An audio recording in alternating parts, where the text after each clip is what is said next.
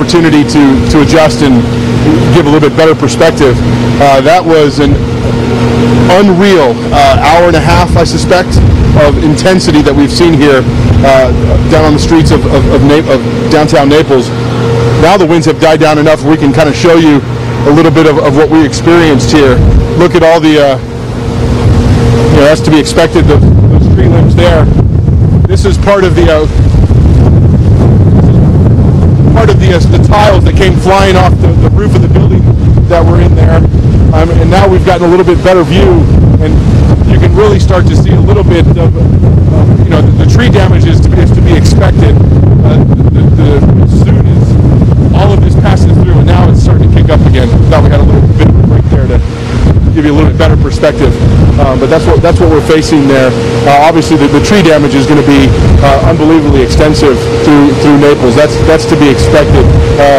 The damage to the rest of the infrastructure, we're not in a position to really gauge here at this point. We're just in the process of trying to withstand and endure what this hurricane is bringing here to Southwest Florida. So, but now the visibility is back, which is stunning, because now we can see several more 100 yards through the trees here that we've been providing you the live picture from, and you can see that the floodwaters and the amount of water that is collected and pocketed up in various parts of the street. That's going to be even worse on the backside of this storm as the storm surge starts coming in from the Gulf side.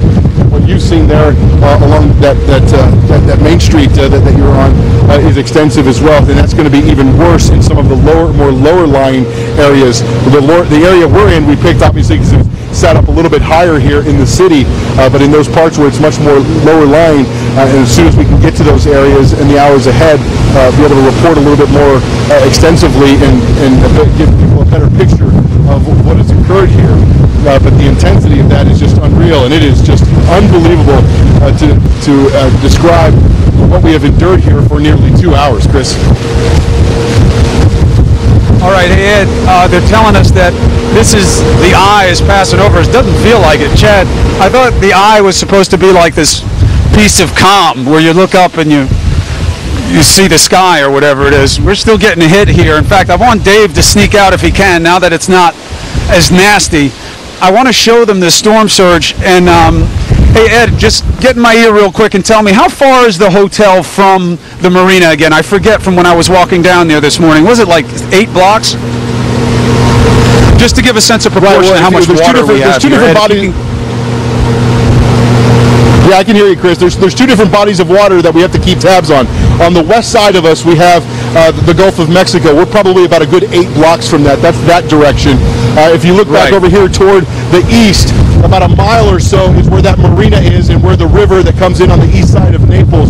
And that is going to be the area of real concern, because that storm surge gets pushed back in there, and then that starts kind of fanning its way out through the neighborhoods. And so that marina is about a mile away.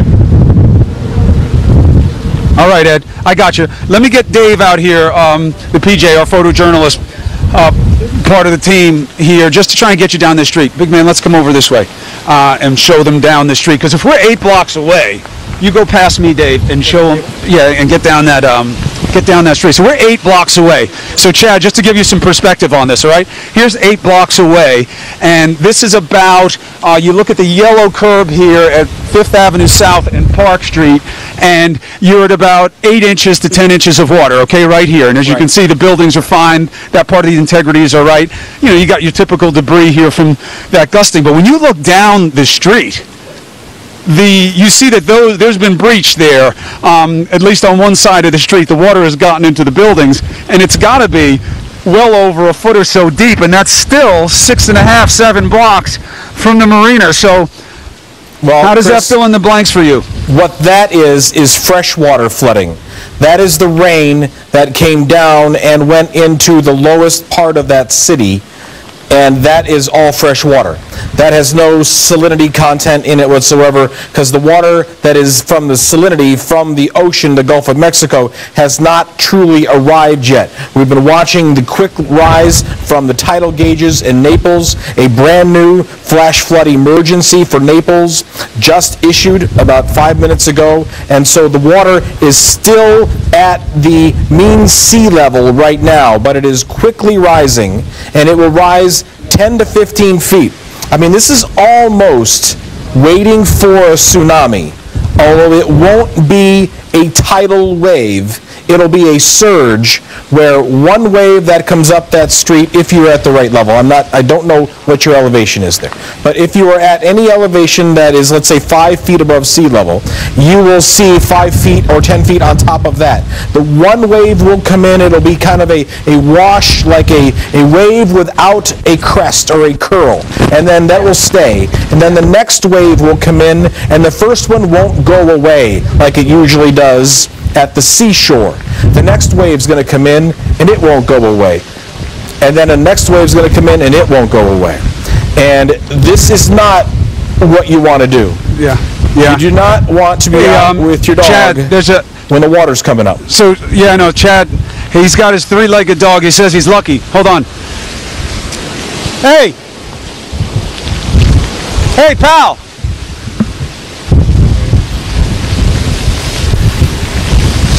He's walking his dog. We saw him last night. I see you're out with the dog again. You got to get back inside, pal. We got the backside of the storm still to come. The surge isn't here yet. Please get back in. I'll come find you after. All right, now most of the people here, Chad, there's a lot of media. The good news is, again, they believe that most of who needed to evacuate did. We saw that local last night. Nice guy, three-legged dog. You know, he's one of these salty types who's been here for a long time, says he knows storms, he knows what to worry about and what not to. But, you know, he's probably thinking what I was, Chad, which is, all right, so here's that surge they were telling us about. Wasn't as bad. But you're saying we haven't even seen it yet, that this is just like a little bit... This is just a little bit of an advantage. This is just a little bit of a runway for the surge. Like, it can just follow this water. Isn't that going to make it easier for the surge to penetrate if there's already, you know, if it's already liquid all the way up the road? Yes, absolutely, no question. This now ground is already saturated. Not that it was going to soak in at all anyway, but the surge coming in from the ocean will even be quicker, because we'll see this rain that is now going to mix with the salt water just continue to make the flood even worse. Interrupt you for 1 second? Go ahead. Chad. Go. Do me a favor. Keep talking people through about what's going to happen next. I'm going to go down to the street level so we can figure out, you know, what this means, and I can get a better set of eyes for you on the road. So Dave's going to keep giving you the shot. I'll be out of it for a second, so just keep talking. Don't worry. I'll be right back in a minute, okay? Fair enough, sir. Okay, so here's what I would like to show you of anyone who's still in Naples. We'll come back to the weather wall here on camera 1. All of a sudden, the spike from the Naples tidal gauge is here. The spike that we anticipated for the entire day has now arrived. It's because the eye wall itself has gone by. All of the forces of the wind that pushing the water out, all those forces are now gone. And so therefore, the eye itself will begin to bring the water back up, and when you get on the back side of the eye, that's when the water is going to spike. I guess we cannot get this shot right now, but I will get it to you, I promise, because it's an impressive spike in the tidal gauge right here at Naples. We will get to this right after this break.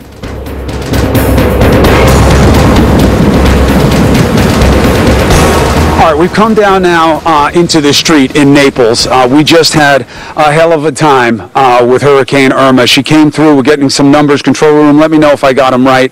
I think the highest gusting wind was about 140 miles an hour that came through here. 141, which is maxed out at 141, which is some kind of record for an Atlantic hurricane. But, you know, we'll leave all the statistical information for later. Unfortunately, this is like halftime. Some people are out here. There's a lot of anxiousness to check on their homes. A lot of people have taken refuge in the local hotels. They want to get back and see. My man Chuck here, who I've been seeing walking around last night, he's got his three-legged dog, Marley. Every hurricane story needs a three-legged dog. They're out here to look around at it, and Chuck and I were talking talking that this is just, you know, we're under the eye right now. We know that we have the whole backside to go. Chuck was saying this isn't storm surge. This is the flooding. And you know what? That's a little intimidating. Chad, you were right. This was a flash flood. This is fresh water. This is rainwater. And it did come here to a low point, which is kind of where we are. You can see it with the sweep of the land. The water has followed that, which means we don't know what is to come yet, but we do know that this is a path of advantage. So the good news is it looks okay where we are right now. We don't know how it is in parts closer to the Gulf or the river that borders this part of Naples proper. Come on by. You want to come through? They're going to come through. Again, people are trying to ferry around as soon as they can. Now, I know, Chad, we're supposed to be telling them not to do it. Now, you tell me why. What is coming yet here that they have to worry about? Well, Chris, I mean, honestly, the backside is coming. I mean, we know it is. And if you venture out for 15 feet to let your dog do some duty, that's okay. But I don't want you walking down to the ocean, for sure, and seeing what's going on there, because that's where the water's coming from. And as the backside of the eye comes in, the winds shift direction. And the reason why you never saw water in your harbor today is because of the wind direction. And when the wind changes direction, all of that water in the harbor is going to come back. And it's going to come back with a surge of 10 to 15 feet higher than you've ever seen above sea level before. So this is a big surge for many people that have never ever experienced this type of thing. Other than Bay St. Louis, Waveland, Gulfport, and Biloxi, which had a 24-foot, 26-foot storm surge, very rarely any place else in America has ever seen 10 to 15 feet.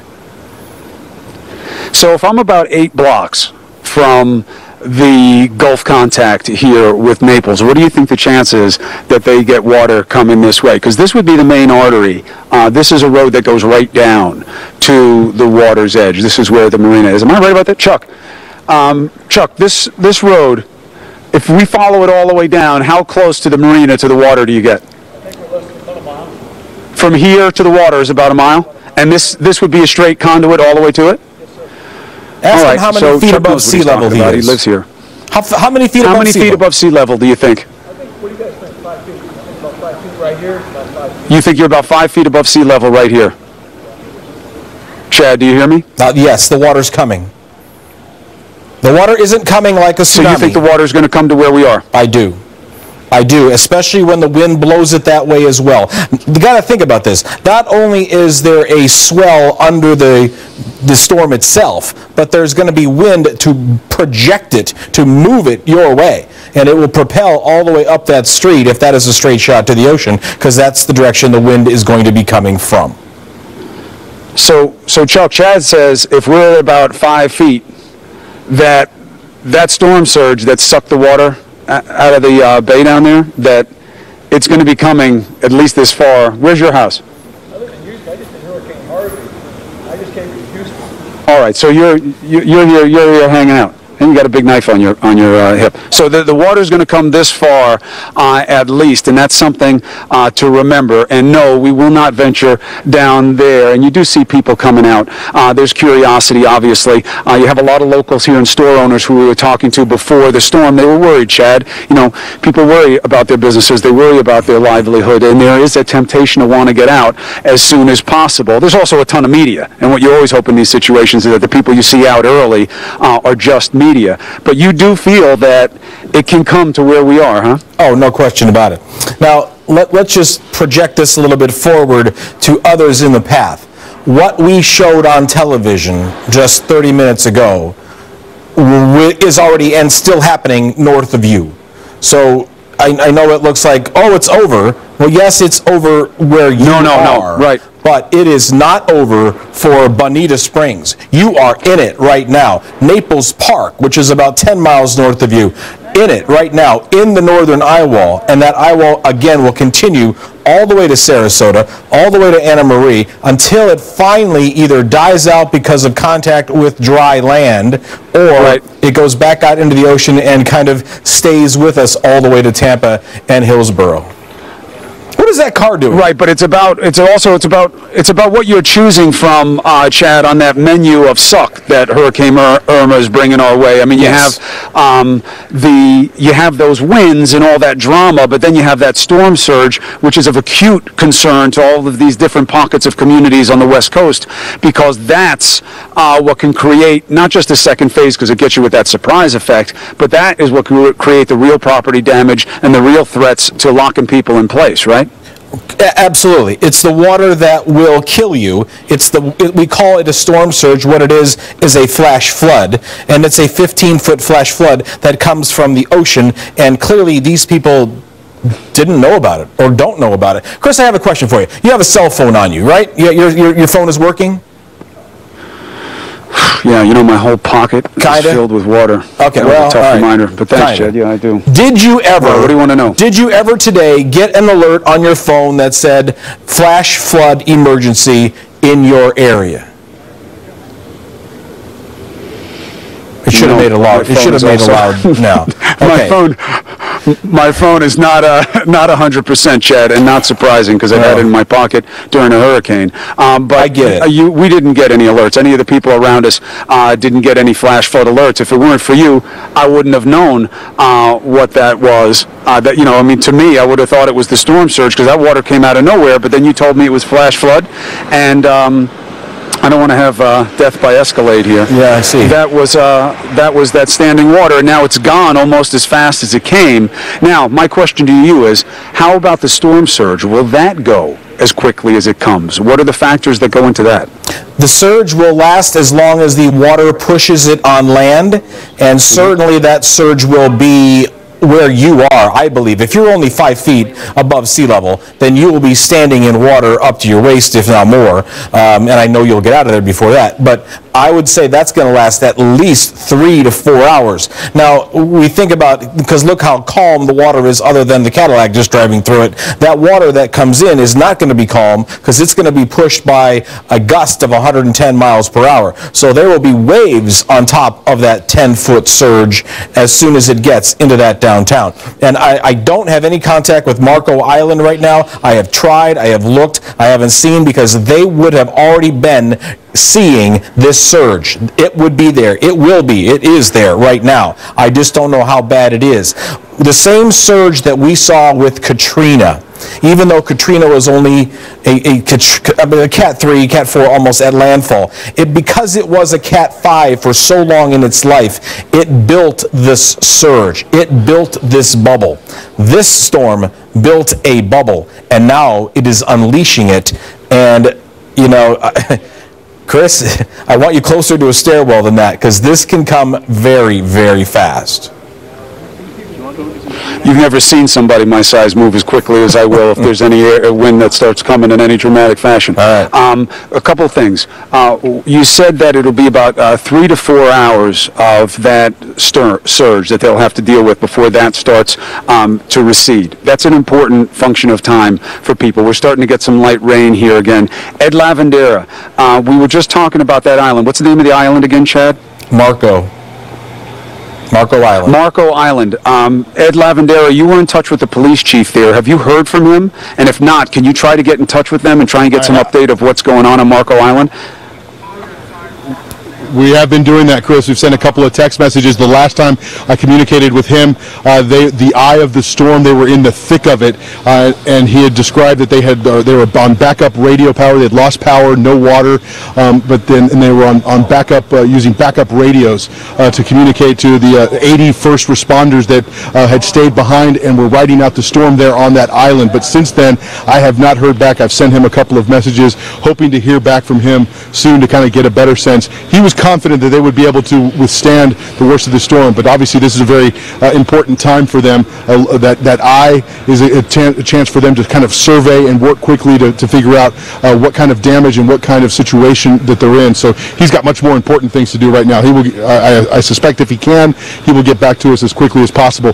This is the scene here in downtown Naples. You can see what a chainsaw this storm was. We're about a couple hundred yards away from where we were reporting from just a little while ago. This is Cambier Park in downtown Naples, and you can just see how much devastation this hurricane has brought here through the Naples area. Of course, we're very limited. We don't have a lot of time to be able to kind of get out and survey, so knowing that the back half of this storm is approaching, we venture out as quickly as possible. Look at this palm tree here just sawed in half and collapsing over. This is that area by the outdoor pavilion, kind of a concert area that I was talking about if you were watching over the course of the last few hours. And if you look back here, this is the pavilion and the tarp that was on top of this structure outside.